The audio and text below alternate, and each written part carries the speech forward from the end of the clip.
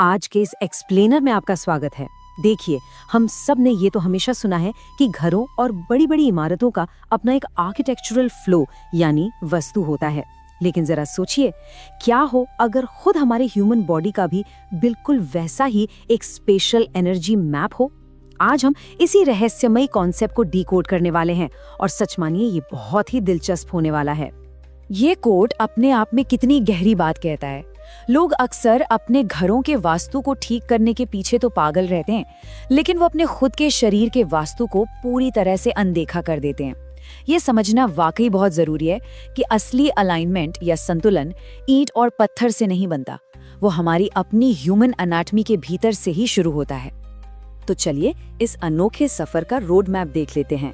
पहले हम समझेंगे द बॉडीज कॉस्मिक मैप, फिर आएंगे डेस्टिनी एंड मॉर्निंग रूटीन्स पर, उसके बाद हाथों में छुपे हुए प्लैनेट्स, फिर द 7 एनर्जी सेंटर्स और आखिर में बात करेंगे एवरीडे ऑब्जेक्ट्स और उनके आसान रेमेडीज की।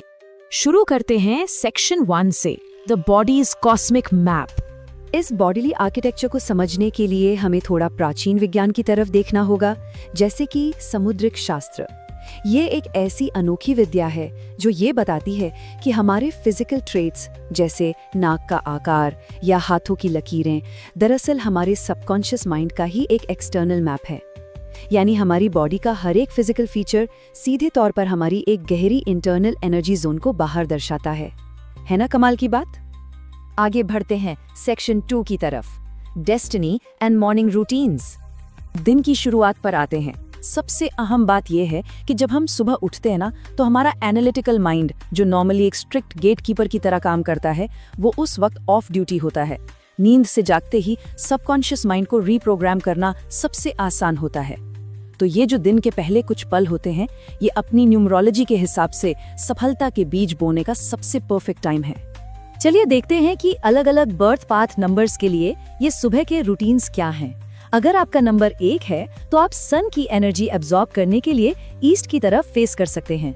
नंबर 2 वाले लोग नॉर्थ वेस्ट की तरफ फेस करके मून एनर्जी को एंकर कर सकते हैं। नंबर 3 वालों को सुबह उठकर अपने टीचर्स या गुरुओं को प्रणाम करना चाहिए।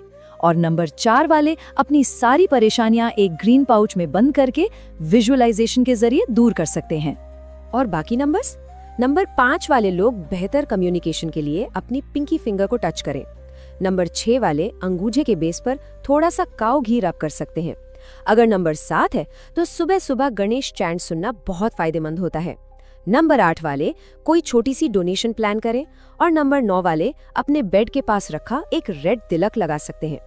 ये छोटी छोटी आदतें इस बात का बेहतरीन उदाहरण है कि कैसे हम अपनी एवरीडे लाइफ को अपने रूलिंग प्लैनेट्स के साथ अलाइन करके डेस्टिनी को शेप कर सकते हैं। अब आते हैं सेक्शन 3 पर, प्लैनेट्स हिडन इन हैंड्स। अगर हम कलाइयों पर गौर करें तो राइट रिस्ट और लेफ्ट रिस्ट पर घड़ी या ब्रेसलेट पहनने की एनर्जी बिल्कुल अलग होती है। राइट रिस्ट एनालिटिकल, मैस्कुलिन और एक्शन ओरिएंटेड होती है, जो सीधे हमारे लेफ्ट ब्रेन को एनर्जी पंप करती है। वहीं दूसरी तरफ लेफ्ट रिस्ट क्रिएटिव, फेमिनिन और इमेजिनेटिव है, जो डायरेक्टली हमारे राइट ब्रेन की एनर्जी को जगाती है। और आपको पता है, हाथों की उंगलियां सिर्फ फिजिकल हिस्से नहीं बल्कि ये पूरे प्लैनेट्स को दर्शाती हैं। इंडेक्स फिंगर सीधे जुपिटर यानी अथॉरिटी और विजडम से जुड़ी है, जिसे थोड़े से येलो सैफ्रॉन से जगाया जा सकता है। मिडिल फिंगर सैटर्न की है, जो लक और डिसिप्लिन लाती है, इसे क्लोव ऑयल से एक्टिवेट कर सकते हैं। रिंग फिंगर सन की क्रिएटिविटी को दर्शाती है, जिसे ऑरेंज रंग से, और पिंकी फिंगर मर्क्यूरी यानी कम्युनिकेशन के लिए है, जिसे थोड़े से बैजिल जूस से स्टिमुलेट कर सकते हैं। हथेलियों की बात करें तो वो भी बहुत पावरफुल है। Edge of the palm moon का हिस्सा है, जहां मिल्क लगाने से इमोशंस बैलेंस होते हैं। बेस ऑफ थंब वीनस को दर्शाता है, जहां प्लेजर और ब्यूटी के लिए घी या रोज वाटर का इस्तेमाल कर सकते हैं। हथेली का ठीक सेंटर राहु की जगह है, जो एंजाइटी और इल्यूजन्स क्रिएट करता है। इस हिस्से को वहां एक सिंबल ड्रॉ करके शांत किया जा सकता है। और हथेली का लोअर पाम केतु की स्पिरिचुअलिटी से जुड़ा है, जिसे थोड़ी सी हल्दी से एक्टिवेट कर सकते हैं। चलिए और अंदर की तरफ चलते हैं सेक्शन 4 में, द 7 एनर्जी सेंटर्स। हमारी स्पाइन किसी एनर्जी हाईवे जैसी है। नीचे से शुरू करें तो रूट चक्र सर्वाइवल और डर को दर्शाता है, अर्थ एलिमेंट और रेड कलर के साथ। जब हमारी ये बेसिक सर्वाइवल की टेंशन दूर होती है तब सेक्रल चक्र जगता है और हमें प्लेजर या वीकेंड पार्टीज की इच्छा होती है। और जब वो खुशियां भी पूरी हो जाती हैं, तब येलो सोलर प्लेक्सस चक्र हमारे अंदर एम्बिशन और सबकी नजरों में आने की भूख पैदा करता है। और जब हमारी सारी मटेरियल डिजायर्स पूरी हो जाती हैं, तो एनर्जी हायर कॉन्शियसनेस की तरफ ऊपर बढ़ती है। हार्ट चक्र हमें अनकंडीशनल लव और गिविंग सिखाता है। फिर थ्रोट चक्र क्लियर कम्युनिकेशन का रास्ता खोलता है। थोड़ा और ऊपर थर्ड आई पर आएं, तो ये क्रिएशन या सृजन को जगाती है। और आखिर में क्राउन चक्र हमें सीधे डिविनिटी या भगवान से जोड़ने का मार्ग दिखाता है।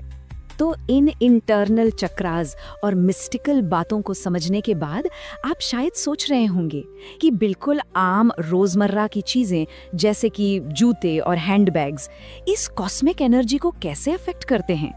ये एक बहुत ही दिलचस्प सवाल है और ये हमें इंटरनल ध्यान की दुनिया से वापस एक्सटर्नल मटेरियल वर्ल्ड में ले आता है। इसीलिए हम आते हैं सेक्शन 5 पर, एवरीडे ऑब्जेक्ट्स एंड रेमेडीज। क्योंकि देखिए, कॉस्मिक अलाइनमेंट सिर्फ ध्यान या योगा करते वक्त नहीं होती, ये क्लोजेट्स, किचन्स और वॉलेट्स में भी होती है। जैसे अगर हम खाने की बात करें, हफ्ते का हर एक दिन किसी न किसी ग्रह से जुड़ा होता है। मंडे मून का दिन है तो मिल्क अच्छा है, ट्यूसडे मार्स के लिए रेड फूड्स, वेडनेसडे मर्क्यूरी के लिए हरी सब्जियां, थर्सडे जुपिटर के लिए येलो रंग का खाना और फ्राइडे को वीनस के लिए दही। सैटरडे सैटर्न का दिन है, इसलिए ब्लैक लेंटिल्स और संडे सन के लिए गुड़ या जैगरी।